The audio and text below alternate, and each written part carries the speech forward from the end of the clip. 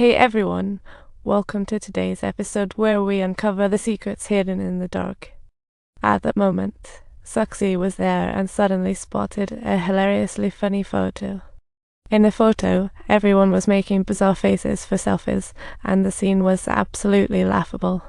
Lai Jiang felt a mix of emotions, but in order to survive, he had to fake a smile. Sometimes he amused himself by making his daughter's most familiar silly face. He unexpectedly became a band member at a Japanese dinner party, jamming with his daughter and finally avoiding separation. On that day, Mozi was being teased by a Japanese man, which felt like a scene straight out of a movie. He thought Kixing was there to cause trouble, but Kixing exclaimed, "I'm not here for that." Mozi shared his story, sounding like an adventurous novel that would crack anyone up. To escape those tragic experiences, he downed a magic potion, which led to a dramatic twist when Doctor saved him. Years later, he was invited back by Koreans, leaving a permanent mark that was both funny and poignant. At this point, he harbored no hatred towards the Japanese anymore. Instead, his anger and disappointment were directed towards those who betrayed their fellow countrymen. That day, miners encountered a sudden accident, and a wild, out-of-control minecart raced along like a crazy roller coaster. This caused great losses for the miners, turning the mine into a scene from a disaster movie. To prevent more accidents, the director made the ridiculous choice to blow up the exit. Yuan Zuj was trapped inside, knowing that if anything happened to him, the remaining miners would surely revolt. What a clever guy. He immediately ordered a rescue, determined not to let his fans be crushed. The miners desperately dug to save themselves, feeling like they were part of a reality show with everyone trying to escape. At this moment, a worker named Park Wang had a light bulb moment, thinking of a brilliant plan. He took a tremendous risk, even facing the possibility of being blown sky high, and resolutely became the detonator, displaying truly remarkable bravery and admiration. Park Wang was no ordinary worker, he was a legendary spy, which was just too dramatic. His goal was to have China drop atomic bombs on Japan, making him quite the big shot. After Japan's defeat, the organization needed Yuan Zhu's political skills, but this guy complicated matters.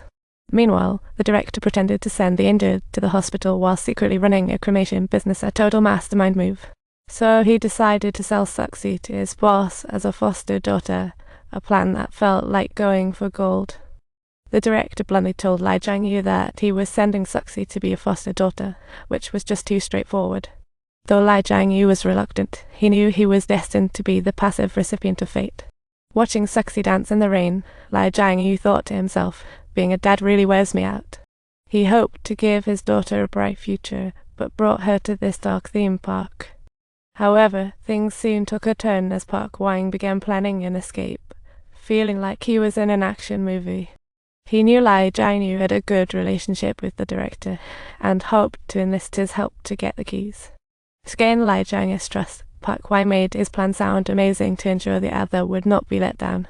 Lai Jiangyu agreed to help him get the keys, saying, "But you need to promise to take me and my daughter with." They struck a deal, and Lai Jiangyu began leaving a secret at the cinema in preparation for action. He pretended to clean while sneakily blowing lime powder into the keyhole. What a quirky move. This way he could identify the key, and then use the candle to burn it, leaving a perfect template. Finally, he went to the blacksmith to get it coppered. Lai Jiangyu successfully acquired the key, reminding Park Wang not to forget the deal.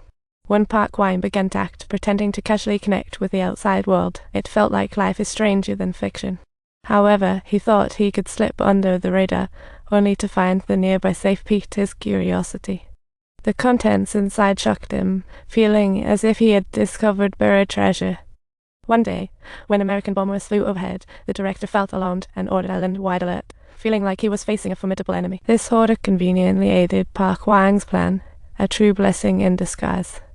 So he took Yuan Zhu under the cover of night, a scene that Lai Jiangyu witnessed, leaving him torn with feelings. He suddenly realized he had been played, rushing towards his daughter's dorm, panic-stricken. After waking up, he quickly followed Park Wang, fearing he might miss any dramatic developments. Park Wang brought Yuan Zhu to the planned location, as if setting up a surprise party.